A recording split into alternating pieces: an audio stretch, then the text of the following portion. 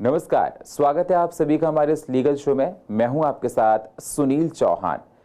दर्शकों, हर विषय हम लोग आपको एक कुछ ना कुछ हर बार नया बताते हैं और अपने सेगमेंट में हम इस बार की जानकारी आप लोगों को पूरी देते हैं कि किसी भी लीगल मुद्दे पर आपको संपूर्ण ज्ञान मिले। आज हम लोग मनी लॉन्ड्रिंग पर डिस्कशन करने जा रहे हैं, जिसमें बताया जाएगा कि मनी लॉन्ड्रिंग के क्या होता है, किस किस तरह की संपत्ति मनी लॉन्ड्रिंग में आती है, क्या अधिकार होते हैं, राइट्स क्या होते हैं, सेक्शन क्या होता है, बेल कैसे मिलती है और छापेमारी के दौरान कब तक आपकी प्रॉपर्टी सील रहती है। क्योंकि देखा जा रहा है कि दिल्ली के स्वास्थ्य मंत्री अभी ईडी के द्वारा अरेस्ट किए गए हैं, उनको अपने पास रखा गया है और उनसे पूछताछ की जा रही है। आपको बता दें, सत्येंद्र जैन जी पर भी मनी लॉन्ड्रिंग के बाद जो तहत है ये मामला चल रहा है, पूछताछ चल रही है और ईडी अभी उनके जो जिस तरह से देखा जा रहा था कि उनके पास पूछताछ कर रही थी, तरह तरह की जांच की जा रही है, वो बातें निकल कर आ रही हैं। तो इस विषय पर आज चर्चा की जाएगी, मनी लॉन्ड्रिंग पर। इन सारी बातों पर डिस्कशन करने के लिए हमारे साथ एडवोकेट अंकित गुप्ता जी हैं। स्वागत है सर। अंकित गुप्ता जी आपको बताएंगे, समझाएंगे मनी लॉन्ड्रिंग के बारे में, लेकिन उससे पहले आप एक छोटी सी रिपोर्ट देखिए। जानिए क्या होता है मनी लॉन्ड्रिंग, कितने प्रकार की होती है मनी लॉन्ड्रिंग, लॉन्ड्रिंग का मतलब क्या होता है, जो मनी लॉन्ड्रिंग करके विदेश चला जाता है तो पुलिस उस पर कैसे कार्रवाई करती है, मनी लॉन्ड्रिंग को क्या फाइनेंसिंग टेररिज्म माना जाए, ब्राइब और मनी लॉन्ड्रिंग में क्या अंतर है, छापेमारी के दौरान एजेंसी को, प्राधिकरण को क्या क्या शक्तियां होती हैं, किन परिस्थितियों में संपत्ति की कुर्की की जाती है, कितने दिनों तक संपत्ति सीज रहती है, फिजिकल प्रॉपर्टी और इंटेलेक्चुअल प्रॉपर्टी में क्या अंतर है, पीएमएलए क्या होता है, सेक्शन 45 क्या है, दोषी पाए जाने पर सजा का प्रावधान क्या है, सजा के बाद आरोपी को जमानत कैसे मिलती है। मनी लॉन्ड्रिंग आपराधिक गतिविधि से उत्पन्न बड़ी मात्रा में धन बनाने की अवैध प्रक्रिया है, जैसे कि ड्रग की तस्करी या आतंकी फंडिंग, लेकिन धन वैध स्रोतों से आया प्रतीत होता है। आपराधिक गतिविधि से उत्पन्न धन को गंदा माना जाता है और लॉन्ड्रिंग की प्रक्रिया से स्वच्छ दिखाने के लिए होती है। मनी लॉन्ड्रिंग एक गंभीर वित्तीय अपराध है जिसे सामान्य रूप से सफेद पोश और गली स्तर के अपराधियों द्वारा अंजाम दिया जाता है। दिल्ली के स्वास्थ्य मंत्री सत्येंद्र जैन पर भी मनी लॉन्ड्रिंग को लेकर ईडी जांच कर रही है। कीर्ति चिदम्बरम, सोनिया गांधी, राहुल गांधी भी ईडी के शिकंजे में हैं, उन पर भी जांच की जा रही है। तो जानिए मनी लॉन्ड्रिंग के बारे में महत्वपूर्ण बातें हमारे इस खास प्रोग्राम में। प्रोग्रामिंग डेस्क से सुनील चौहान, सीसीएन न्यूज, दिल्ली। तो जैसा आपने रिपोर्ट में देखा और जानने की कोशिश की कि मनी लॉन्ड्रिंग के बारे में जो हमने आपको बताया, समझाया, क्योंकि बहुत से लोगों के मन में ये दुविधा होती है कि ब्राइब और लॉन्ड्रिंग में क्या डिफरेंस है, मनी लॉन्ड्रिंग किसको कहते हैं, कैसे की जाती है, कौन लोग करते हैं, तो इन पर कानूनी कार्रवाई क्या होती है। सर, देखा जाए कि मनी लॉन्ड्रिंग को जो विषय को आज हमने लेकर आपको बुलाया है और इस पर हम लोग डिस्कशन कर रहे हैं, जिससे दर्शक आपको जान सकें आपसे कि मनी लॉन्ड्रिंग है क्या। मैं आपसे जानना चाहता हूं, जो दर्शक आपको देख रहे हैं, आप उनको पहले ये बताइए कि मनी लॉन्ड्रिंग आखिर है क्या। देखिए, मनी से जो हमारा मतलब है वो है धन, और लॉन्ड्रिंग से मतलब ये हुआ कि उसको किसी भी तरीके से ऐसी जगह एडजस्ट कर देना जिससे वो ब्लैक मनी जो है वो वाइट में कन्वर्ट दिखे, खाली दिखे, मतलब उसके अंदर एक क्राइम साथ में हुआ हो। तो कोई भी ऐसा क्राइम करना जो ब्लैक मनी को वाइट में कन्वर्ट करता है, उसको मनी लॉन्ड्रिंग की डेफिनेशन मानी जानी चाहिए। मतलब कहा जाए ब्लैक मनी को वाइट में कन्वर्ट करना। जैसे अगर देखा जाए, अगर जैसे रिश्वत ली, मैं दर्शकों को बाद में बताऊंगा कि सर से जानेंगे ब्राइब और लॉन्ड्रिंग में क्या डिफरेंस होता है। जैसे आपको किसी ने किसी को पैसा दिया और उस पैसे को उन्होंने डॉक्यूमेंटेशन में इस तरह से कन्वर्ट कर दिया जिससे मतलब वो ब्लैक मनी वाइट में कन्वर्ट हो गया, इसको लॉन्ड्रिंग बोलते हैं। हाँ बिल्कुल, जैसे कोई भी अगर बैंक की ट्रांजैक्शन है, सपोज उसके अंदर कोई साइबर फ्रॉड है और साइबर फ्रॉड के अंदर अगर पैसे को अकाउंट के जरिए ही कन्वर्ट करके विड्रॉ करा जा रहा है, तो ऐसी ट्रांजैक्शंस भी जो है वो मनी लॉन्ड्रिंग के तहत दंडनीय है। बिल्कुल, अब आपने क्लियर कर दिया कि मनी लॉन्ड्रिंग क्या होती है। सर, कितने प्रकार की मनी लॉन्ड्रिंग होती है, दर्शकों को आप बताइए। देखिए, जो prevention of money laundering act बना हुआ है उसके अंदर एक शेड्यूल है जिसके अंदर ABC शेड्यूल में 3 श्रेणियों के अंदर हर प्रकार का एंटी मनी लॉन्ड्रिंग किस श्रेणी को मनी लॉन्ड्रिंग कहेंगे वो लिखा हुआ है। मोटे तौर पर बैंक के ट्रांजैक्शंस, साइबर की ट्रांजैक्शंस, फाइनेंशियल कैश की ट्रांजैक्शंस, अकाउंट रिलेटेड ट्रांजैक्शंस, इसके सिवा नारकोटिक्स, ड्रग्स, टेररिज्म की ट्रांजैक्शंस, इन सब ट्रांजैक्शंस को मनी लॉन्ड्रिंग ट्रांजैक्शन के तहत माना जाता है।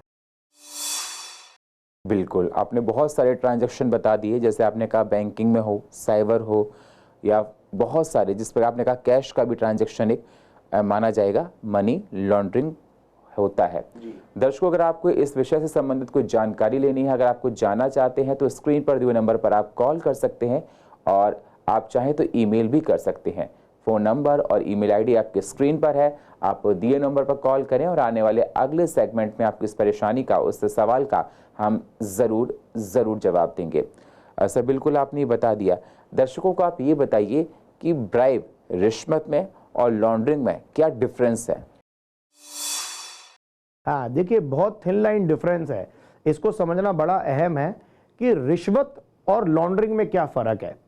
एक रिश्वत जो है वो एक ब्लैक कॉलर क्राइम है। आप किसी भी सरकारी महकमे में, सपोज आपने लाइसेंस बनवाना है या आपने कोई गन लाइसेंस लेना है, होटल का लाइसेंस लेना है, कुछ भी करना है, उसको फैसिलिटेट करने के लिए, एक्सपेडाइट करने के लिए, जल्दी करवाने के लिए आप थोड़ी उसमें रिश्वत देते हैं। जो वो रिश्वत देते हैं वो ब्राइब है। लेकिन अगर आप अपने काले धन को कन्वर्ट करते हैं एक नंबर में और गवर्नमेंट के सामने ये शो करते हैं कि आपने वो काम बिल्कुल साफ सुथरे तरीके से करा है, व्हाइट कॉलर क्राइम आप करते हैं, तो वो आपकी लॉन्ड्रिंग की डेफिनेशन में आएगा। मतलब अगर लॉन्ड्रिंग कहा जाए, व्हाइट कॉलर क्राइम बोलते हैं उसको, उसको लॉन्ड्रिंग बोलते हैं। किसी ब्लैक मनी को व्हाइट में कन्वर्ट करना, किसी चीज में दिखा देना। बिल्कुल। सर, अगला सवाल मैं आपसे करना चाहता हूं, जैसे किसी ने मतलब ब्लैक मनी को वाइट में कन्वर्ट किया है और काफ़ी अच्छा अमाउंट है। अगर मैं बात करना चाहूँ विजय माल्या की, जिस तरह से देखा गया मनी लॉन्ड्रिंग का मामला उन पर भी था और उसके बाद वो यूके चले गए थे। ऐसी कंडीशन में क्या होता है जब किसी ने ब्लैक मनी लॉन्ड्रिंग किया हो और उसके बाद वो देश को छोड़कर चला जाए, तो प्रोविज़न क्या बनता है? देखिए, जो हमारे देश का क्रिमिनल लॉ है, कोड ऑफ क्रिमिनल प्रोसीजर, और जो हमारी ट्रीटीज़ हैं, जो हमारी विदेश इंटरनेशनल ट्रीटीज़ हैं कंट्रीज़ के साथ, उसके तहत एक्स्ट्राडिशन लॉ इसमें लागू होता है। एक्स्ट्राडिशन करके उस फ्यूगिटिव को, जो भागा हुआ है, जो भगोड़ा है हमारे देश से, उसको वापस लाने का प्रावधान होता है। साथ ही साथ फाइनेंस एक्ट जो है, जो 2015 का भी था और 2018 में भी ये प्रोविजन रखा गया, जहां पे ये बोला कि अगर कोई व्यक्ति की प्रॉपर्टी विदेश में है और अगर उससे ईडी ने कोई कुर्की करनी है और उसकी समानता एक प्रॉपर्टी इंडिया में भी है, हमारे टेरिटरी में भी है, तो उसकी वैल्यू की प्रॉपर्टी हम इंडिया में भी कुर्की कर सकते हैं। तो ये जरूरी नहीं है कि वो मिसयूज ऑफ मनी से उसने विदेश में अगर कोई प्रॉपर्टी खरीदी है तो वो इंडिया में जो उसकी प्रॉपर्टी है, जो हो सकता है उसने साफ सुथरे पैसे से खरीदी हो, हम उसकी भी कुर्की कर सकते हैं। ऐसा फाइनेंस एक्ट में भी प्रावधान है। बिल्कुल, बहुत अच्छी बात आपने बताई कि फाइनेंस एक्ट में ये प्रावधान है कि प्रॉपर्टी की कुर्की की जा सकती है। इससे एक सवाल निकल कर आता है कि अगर हमारे देश में ही कोई है, मनी लॉन्ड्रिंग के मामले में फंसा हुआ है, सवाल जवाब उससे हो रहे हैं, तो उसकी प्रॉपर्टी की कुर्की कब, किस कंडीशन में की जाती है? हाँ, देखिए, अगर जो एनफोर्समेंट डायरेक्टरेट है, जो अथॉरिटीज़ हैं PMLA एक्ट के अंदर, अगर वो ये वाजिब समझते हैं कि ये व्यक्ति प्रॉपर्टी को किसी भी तरीके से बेच देगा, एलिनेट कर देगा, या इन प्रॉपर्टी को ख़त्म कर देगा, या कोई तीसरा व्यक्ति के नाम ये प्रॉपर्टी कर देगा, तो ऐसे में प्रॉपर्टी को जब्त करा जा सकता है। प्रॉपर्टी को सीज करके, फ्रीज करके, अगर सपोज बैंक अकाउंट है जिसके अंदर कोई सस्पिशियस ट्रांजैक्शन हुई है, तो उस बैंक अकाउंट को भी ईडी जो है फ्रीज कर सकता है। तो ऐसे प्रावधान जो PMLA एक्ट है उसके अंदर है। बिल्कुल, मतलब जहां भी गड़बड़ियां पाई जाती हैं वो उस अकाउंट को फ्रीज कर दिया जाता है और प्रॉपर्टी को आपने कहा सीज कर दिया जाता है। सर, सपोज कीजिए किसी के यहाँ आय से ज़्यादा संपत्ति निकलती है और ईडी वहाँ पर छापे मारती है और छापेमारी के दौरान बहुत पैसा, बहुत सारी चीज़ें मिलती हैं। तो जो जांच एजेंसियां हैं या प्राधिकरण है, जब छापेमारी करती हैं तो उसमें किस किस चीज़ को जब्त कर सकती हैं और जब्त करने की ड्यूरेशन क्या होती है, कितने ड्यूरेशन के अंदर उनको एक जो क्या कहते हैं फुल एंड फाइनल करना पड़ता है जिससे आगे का प्रोसेस हो सके? देखिए, जो इसका कानून है prevention of money laundering act 2002, उसके अंदर ऐसी पावर्स जो हैं अथॉरिटीज़ को दे रखी हैं जहां पर वो किसी भी प्रॉपर्टी को सर्च सीजर कर सकती हैं, किसी व्यक्ति को भी सर्च कर सकते हैं। जैसे कोड ऑफ क्रिमिनल प्रोसीजर जो हमारा देश का कानून है, उसके अंदर भी ऐसी पावर्स हैं। तो उस पावर के तहत जो ईडी है या जो अथॉरिटी है वो किसी भी बिल्डिंग में, प्रीमाइसिस में घुस के छापेमारी भी कर सकती है, वहां पे सामान जब्त भी कर सकती है। और कानून के हिसाब से 180 दिन का प्रावधान उसके अंदर दे रखा है कि वो प्रॉपर्टी को 180 दिन तक अपने पास जब्त कर सकते हैं। उसके बाद उसे उस व्यक्ति को जो एक्यूज्ड है उसको लौटानी पड़ती है। लेकिन उसके लिए भी कई सारी हाई कोर्ट और सुप्रीम कोर्ट की जजमेंट है जहां पर उसको आगे एक्सटेंड करा जा सकता है। बिल्कुल, बहुत अच्छी आपने बात बताई कि हाई कोर्ट और सुप्रीम कोर्ट का मतलब एक जजमेंट है, प्रॉपर्टी को उसको आगे चलकर एक्सटेंड किया जा सकता है। सर, फिजिकल क्या कहते हैं प्रॉपर्टी और इंटेलेक्चुअल प्रॉपर्टी में, मतलब चल अचल संपत्ति और बौद्धिक संपत्ति में क्या अंतर है? देखिए, बेसिकली फिजिकल प्रॉपर्टी जो है वो प्रॉपर्टी हो गई जो आप देख सकते हैं, जो आपके पास है। मूवेबल प्रॉपर्टी और इमूवेबल प्रॉपर्टी फिजिकल दो तरीके की होती है। एक तो मूवेबल प्रॉपर्टी है जो आप कहीं ले जा सकते हैं, आपकी मोटरसाइकिल, गाड़ी, स्कूटर। और एक इमूवेबल प्रॉपर्टी है जैसे आपका मकान हो गया या लैंड हो गई या कुछ हो गया।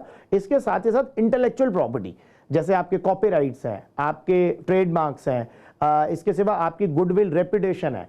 अगर उसके अंदर भी किसी प्रकार की लॉन्ड्रिंग है मनी को लेके तो भी एंटी मनी लॉन्ड्रिंग लॉ के अंदर आपका केस फॉल करेगा और आप पनिश हो सकते हैं। बिल्कुल, बहुत अच्छी आपने बात बताई। ये लोगों को पता नहीं होगी, आपने कहा एक प्रॉपर्टी का मामला है और चाहे दूसरा आपको देखा जाए, चाहे आपका कोई लोगो है, कॉपीराइट्स हैं, इनमें भी ये सब बातें निकल कर आ सकती हैं। अगर उसके साथ भी कोई छेड़खानी हुई है या गलत हुआ है तो इस पर भी मनी लॉन्ड्रिंग का केस बनता है। सर, क्या मनी लॉन्ड्रिंग को फाइनेंशियल टेररिज्म माना जाए? हाँ, बिल्कुल। देखिए, जैसे मैंने पहले भी बताया कि मनी लॉन्ड्रिंग जो है वो खाली पैसे का ट्रांजैक्शन जो है वो खाली बैंक को लेके नहीं है। वो साइबर फ्रॉड्स, वो एंटी टेरर एक्टिविटीज, वो प्रोक्योरिंग ऑफ इलीगल वेपन्स, वो बॉम्ब्स, किसी भी चीज के लिए इट इज फाइनेंशियल टेररिज्म। तो वो उसी को कर्ब करने के लिए ही 2002 में ये पीएमएलए एक्ट लाया गया। दर्शकों को बताइए कि पीएमएलए एक्ट आखिर होता क्या है? दर्शकों को बताइए कि पीएमएलए एक्ट आखिर होता क्या है? देखिए, प्रिवेंशन ऑफ मनी लॉन्ड्रिंग मतलब कि मनी लॉन्ड्रिंग की रोकथाम के लिए कोई ऐसा अधिनियम जो ये रोकता हो कि जहां पर किसी भी प्रकार की मनी लॉन्ड्रिंग हो रही है। 2002 में कानून बनाया गया, बिल पास हुआ लोकसभा राज्यसभा में, फिर प्रेसिडेंट का इसको एक्सेंट मिल गया, 2002 में ये लागू हो गया। तो इस कानून के तहत किसी भी प्रकार की मनी लॉन्ड्रिंग जो है, अगर किसी भी पैसे को सस्पिशियसली ट्रांसफर करा गया कहीं पे तो वो पीएमएलए एक्ट के अंदर आएगा। और ये जो कानून है ये फ्रेमवर्क किसी चीज को स्पेशली देखता है कि जो ईडी, जैसे हम आम भाषा में ईडी समझते हैं, एनफोर्समेंट डायरेक्टरेट, उसका काम ही यही होता है कि ministry of finance, ministry of revenue, department of finance, इसके अंडर ये लोग काम करते हैं और ये इंश्योर करते हैं कि कोई भी ऐसा सस्पिशियस ट्रांजैक्शन जो है उसको पकड़ा जाए। बिल्कुल, बहुत अच्छे से आपने एक्सप्लेन किया कि कोई भी उसमें ट्रांजैक्शन है, कोई भी गड़बड़ियां हैं तो उनको पकड़ा जा सके। सर, इसमें सेक्शन 45 का जिक्र होता है। जो दर्शक आपको देख रहे हैं आप उनको ये बताइए सेक्शन 45 आखिर होता क्या है? देखिए, बेसिकली क्या है कि कोई भी जब कानून होता है ना तो उस कानून के अंदर ये भी लेजिस्लेचर इंश्योर करता है कि कुछ इनोसेंट लोग भी हो सकता है फंसाए जाएं। तो 45 बेसिकली बेल के प्रोविजन की बात करता है कि अगर कोई व्यक्ति है उसको क्या पुलिस वाला बिना वारंट के अरेस्ट कर सकता है? तो yes, the answer is yes. PMLA act के अंदर विदाउट वारंट जो है पुलिस वाला, बिकॉज ये कॉग्निजेबल ऑफेंस है, कॉग्निजेबल ऑफेंस से मेरा मतलब वो हुआ जिसका स्वतः संज्ञान पुलिस ले सकती है, जिसके अंदर किसी मैजिस्ट्रेट से ऑर्डर की जरूरत नहीं होती अरेस्ट करने के लिए। तो इसके अंदर स्वतः संज्ञान क्योंकि है तो कॉग्निजेबल ऑफेंस है और इसके अंदर तुरंत पुलिस अरेस्ट कर सकती है। तो बेल का प्रोविजन इसके अंदर दे रखा है कि आप बेल लगा सकते हैं, जबकि पीएमएलए एक्ट 2002 के अंदर कोई भी एंटीसिपेटरी बेल का प्रोविजन नहीं है। अगर आपके खिलाफ कोई भी ऐसी एफआईआर दर्ज होती है जो पीएमएलए एक्ट में है तो आप कोर्ट से जाके एंटीसिपेटरी बेल, पीएमएलए एक्ट के अंदर कोई प्रावधान नहीं है, जबकि सीआरपीसी में ऐसा प्रोविजन है। तो सेक्शन 65 पीएमएलए एक्ट के अंदर कहीं ये बात आती है कि आप एंटीसिपेटरी बेल सीआरपीसी के प्रोविजन के तहत अप्लाई करते हैं। बिल्कुल सर, आपने बताया किस प्रकार से अप्लाई कर सकते हैं। दर्शकों, अगर आपको इस विषय से संबंधित कोई जानकारी लेनी है तो आप स्क्रीन पर दिए हुए नंबर पर कॉल कर सकते हैं और आप हमको ईमेल भी कर सकते हैं। आने वाले अगले सेगमेंट में आपकी इस परेशानी को हम ज़रूर उठाएंगे। स्क्रीन पर फ़ोन नंबर भी है और ईमेल आईडी भी है, तो कोई भी परेशानी है, इस विषय से संबंधित कुछ जानना चाहते हैं तो आप कॉल कर सकते हैं। सर, जैसे अगर किसी की प्रॉपर्टी को सीज किया गया है, ईडी ने कर दिया है, तो कितने दिनों तक प्रॉपर्टी सीज रहती है और कितने दिनों बाद उसका वेरिफिकेशन होकर मतलब जो उसका मालिक है, हकदार है, उसको मिल जाती है? हाँ देखिए, बेसिकली क्या है, जैसे मैंने पहले भी बताया कि 180 दिन का प्रावधान कानून में लिखा हुआ है। 180 डेज तक जो है वो प्रॉपर्टी कन्फिस्केट सीज रहती है और उसके बाद इन द मीनवाइल ट्रायल चलता है। अगर ट्रायल में ये पाया जाता है कि इसकी इन्वॉल्वमेंट नहीं है या ये मनी लॉन्ड्रिंग की डेफिनेशन में फॉल नहीं करती तो वो उस राइटफुल ओनर को रिलीज कर दी जाती है, डीफ्रीज कर दी जाती है। कई बार ऐसा भी होता है कि जिस व्यक्ति की प्रॉपर्टी फ्रीज हुई है और वो सेटलमेंट कर रहा है सामने से, अगर जैसे सपोज बहुत सारे बिल्डर्स के केसेस में हम देखते हैं कि बिल्डर जो है वो पोजेशन नहीं दे पाया, ईडी ने प्रॉपर्टी सीज कर दी, तो अब वो चाह रहा है सेटलमेंट करना, या कुछ ऐसे व्यक्ति हैं जो भाग गए हैं तो वो चाह रहे हैं सेटलमेंट करना और वो रिक्वेस्ट करते हैं कि मेरी प्रॉपर्टी डीफ्रीज कर दीजिए, मैं इसको बेच के आगे चुका दूंगा जिन लोगों का पैसा देना है। तो उन सूरतों के अंदर वो डीफ्रीज भी हो जाता है। बिल्कुल, ट्रायल के बाद ये देखा जाता है कि फंसाया गया है इसको, उसके बाद अगर दोषी नहीं पाया जाता है तो प्रॉपर्टी को डीफ्रीज कर दिया जाता है। और सर, अगर ट्रायल के बाद कोई दोषी पाया जाता है तो सजा का प्रावधान क्या है? हाँ देखिए, बेसिकली जो एंटी मनी लॉन्ड्रिंग एक्ट है उसके अंदर 3 साल से लेके 7 साल तक की सजा का प्रावधान है। वो कोर्ट का डिस्क्रिप्शन है कि वो फैक्ट एंड सर्कमस्टांसेस में जैसे केस के फैक्ट्स हैं उसके हिसाब से कितने साल की सजा देती है। इसके अंदर एक राइडर है कि अगर एनडीपीएस नारकोटिक्स का केस है, अगर कोई ड्रग्स से रिलेटेड केस है तो उसके अंदर 10 साल की रिग्रेस इंप्रिजनमेंट है, फिर उसमें सजा बढ़ जाती है, एग्रेवेट हो जाती है, वो 10 साल की है। मतलब आपने कहा कि उसमें मतलब कंडीशंस देखी जाती हैं। अगर नारकोटिक्स का मसला है तो 10 साल की सज़ा है और जब ट्रायल होने के बाद सब कुछ क्लियर हो जाता है उसके बाद सज़ा का प्रावधान दिया जाता है कि इस विषय से संबंधित थी तो आपको सज़ा ये है, अगर आप इसके अंडर आते हैं तो आपको सज़ा का प्रावधान ये है। सज़ा जैसा आपने बता दी 3 साल 10 साल तक की होती हैं। अगर कोई सज़ा के बाद बेल लेना चाहे, ज़मानत लेना चाहे, तो ज़मानत और बेल का देखिए वो बेसिकली क्या है कि अगर कोई भी ईडी जो है वो सजा, ईडी अथॉरिटीज़ जो हैं कोर्ट वो सज़ा सुनाती है तो फिर आपको अपील डालनी होती है। तो अगर आप हाई कोर्ट में अपील करते हैं उसकी तो वो हाई कोर्ट डिसाइड करेगा कि आपने सरेंडर करके अपील डाली है या आपको अभी अपील जब तक सुन रही है तब तक स्टे फ्रॉम अरेस्ट आपको हाई कोर्ट दे रही है। तो वो हाई कोर्ट का प्रेरोगेटिव है, उसके अंदर कोई as a matter of right आप क्लेम नहीं कर सकते कि मेरी अपील है तो मेरे को आप बाहर निकाल दीजिए, ऐसा कुछ नहीं है। तो और वैसे out of my practice honestly EDs के केसेस के अंदर कन्विक्शन आती है तो बहुत मुश्किल होता है उसे अपील के अंदर निकालना। बिल्कुल, ये भी बात आपने बहुत अच्छे से बताई कि उसमें कोई कन्विक्शन आता है तो अपील के बाहर निकालना बहुत मुश्किल पड़ जाता है। लेकिन सर, कभी ईडी कहीं छापे मारती है या कोई प्राधिकरण है या कोई एजेंसी है तो उनके पास किस किस प्रकार की शक्तियां होती हैं, अथॉरिटीज़ क्या क्या होती हैं, वो क्या क्या कर सकते हैं? देखिए जैसे कि कोई भी क्रिमिनल लॉ हमारे देश में होता है और स्पेशल लॉ होता है। एक तो क्रिमिनल लॉ होता है, जनरल लॉ जिसे कोड ऑफ क्रिमिनल प्रोसीजर कहा जाता है, उसके अंदर सारी शक्तियां एक पब्लिक सर्वेंट के पास होती हैं, वो लिखी हुई हैं। इसके सिवा जब हम स्पेशल लॉ कोई बनाते हैं जैसे कि पीएमएलए एक्ट हमने बनाया या टाडा पोटा होते थे या और कोई अलग से क्रिमिनल लॉ स्पेशली बना हुआ है तो उसके अंदर भी शक्तियां निर्धारित होती हैं। तो यहाँ पर भी जो एडजुडिकेटिंग अथॉरिटी है, जो ऑफिसर्स हैं, जो रेड कर रहे हैं या जो सर्च कर रहे हैं या जो सीजर कर रहे हैं, वो कुछ भी कर रहे हैं, उनके पास पूरी वही शक्तियां हैं जो एक सरकारी सर्वेंट के पास होती हैं। They are acting in the judicial और इन द ऑफिशियल कैपेसिटी। तो वो जो ऑफिशियल कैपेसिटी में काम कर रहे हैं, तो उनके पास अपनी वो प्रिविलेज होता है कि वो किसी को भी बंद कर सकते हैं, किसी से भी पूछताछ कर सकते हैं। हाँ जरूर वो कानून का प्रोसीजर फॉलो करेंगे, जो प्रोसीजर है उसको फॉलो करना पड़ेगा, लेकिन इसके सिवा उनके पास सारी शक्तियां होती हैं। मतलब अथॉरिटीज़ के पास काफ़ी राइट होते हैं, शक्तियाँ हो, वो कुछ भी फ्रीज कर सकते हैं, चाहे लैपटॉप हो, चाहे आपका फ़ोन हो, चाहे आपके कुछ जो पैसे मिलते हैं, अलमारी है, घर, कुछ भी फ्रीज कर सकते हैं। जैसे नॉर्मली मैं व्यूअर्स को बताना चाहता हूं कि जैसे नॉर्मली हम पिक्चर में देखते हैं कि ईडी ने रेड मारा तो वो गद्दे फाड़ दिए और वो छतें तोड़ दी, तो यूजुअली तो ऐसा नहीं होता। लेकिन यस, अगर अभी पीछे न्यूज़ में आपने देखा भी होगा कि एक जो प्लास्टिक की पाइपलाइन थी, उससे अगर जब डंडा मारा तो उसमें से नोटों की गड्डियां निकलने लगी। तो ऐसे केस में ईडी के पास पूरी पावर है, ऐसे केस में एडजुडिकेटिंग अथॉरिटीज के पास पूरी पावर है। वो सोफा भी फाड़ सकती है, वो आपके कुछ भी कर सकती है to break open, to identify the money. वो किसी भी हद तक जा सकती है, वो उस सर्वेंट के पास पूरी पावर रहती है। मतलब बहुत सारी अथॉरिटीज़ होती हैं वो मनी को लिए। तो आप जिस प्रकार से आप बता रहे हैं कि ईडी जब घर पे छापा मारती है तो हर एंगल से वो जांच करती है कि जिसमें दोषी को पकड़ा जा सके और उसे सख्त से सख्त सज़ा मिल सके। सर, आप बहुत साल का आपको एक्सपीरियंस है और जहाँ तक मैं आपको जानता हूँ आप लंबे अरसे से केसेस को देख रहे हैं।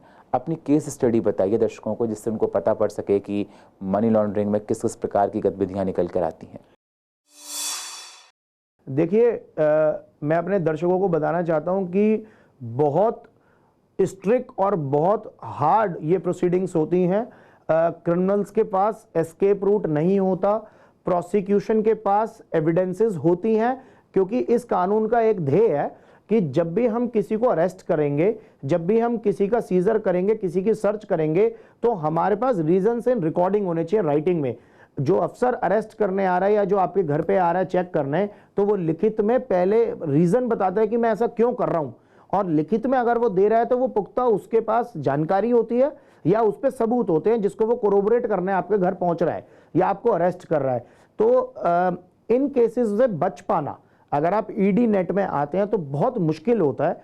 इसका मतलब ये नहीं है कि हर इनोसेंट आदमी भी ईडी के यहाँ फंस गया तो वो इसमें कन्विक्शन पाएगा ही, ऐसा नहीं है।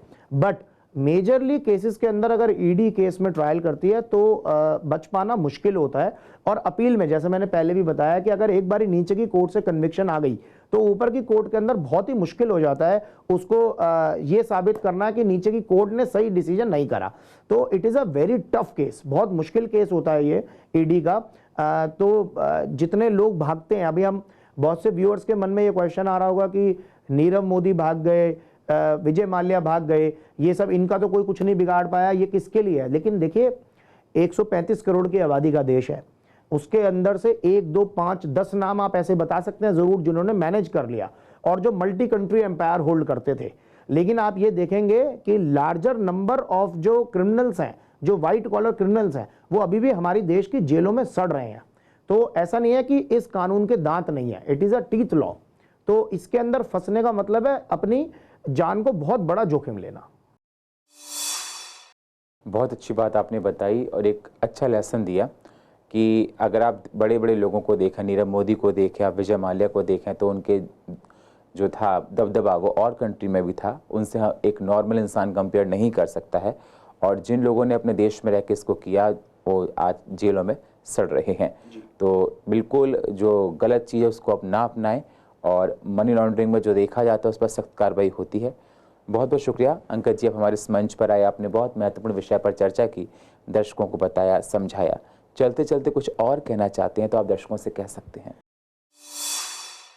देखिए, मैं आपको यही कहना चाहूँगा कि कानून जो है ना, वो एक समाज की नीड की वजह से कानून बनता है। हम कई बार ये सोचते हैं कि ये कानून बड़ा खराब है, आज ये कानून क्यों है, महिलाओं से संबंधित कानून या ऐसे ईडीज वाले लॉ। लेकिन आप समझिए कि कानून बना क्यों? कानून बना किसी समाज की नीड की वजह से। आज हो सकता है वो नीड थोड़ी चेंज हो गई है, कम हो गई है, तो कानून मॉडिफाई होगा। लेकिन आप समझिए आईपीसी 1860 का कानून है, सीआरपीसी 1973 का कानून है, हम उसमें छोटे मोटे अमेंडमेंट ला के कोशिश करते हैं आज के समाज के हिसाब से उसको बैलेंस करें, लेकिन इसका मतलब ये नहीं है कि वो कानून बेकार हो गया है। तो देखा आपने, अंकित गुप्ता जी ने आपको बताया, समझाया मनी लॉन्ड्रिंग के बारे में, क्योंकि देखा जा रहा है हमारे देश में मनी लॉन्ड्रिंग को लेकर बहुत पूछताछ नेताओं से हो रही है और ये केस लगातार बढ़ते जा रहे हैं। इसलिए प्रोग्राम मैंने इसलिए किया कि लोगों को जानकारी मिल सके कि मनी लॉन्ड्रिंग आखिर होता क्या है, किस प्रकार से ब्लैक मनी को वाइट में कन्वर्ट किया जाता है, बेल का तरीका क्या है, सजा का प्रावधान क्या है, किस किस तरह की संपत्तियां इसमें जब्त हो सकती हैं, और जब ईडी छापा मार आपके घर पे मारती है, कोई जांच एजेंसी या प्राधिकरण आपके यहाँ छापा मारता है, तो किस किस तरह की कार्रवाई हो सकती है। दर्शकों, अगर आपको इस विषय से संबंधित कोई जानकारी लेनी है तो आप स्क्रीन पर दिए नंबर पर कॉल कर सकते हैं और आप हमको ईमेल भी कर सकते हैं। आने वाले अगले सेगमेंट में आपकी इस परेशानी को हम ज़रूर उठाएंगे। और फिलहाल हमारे इस खास प्रोग्राम में इतना ही। बाकी खबरों के लिए आप बने रहिए CCN के साथ। तब तक के लिए नमस्कार।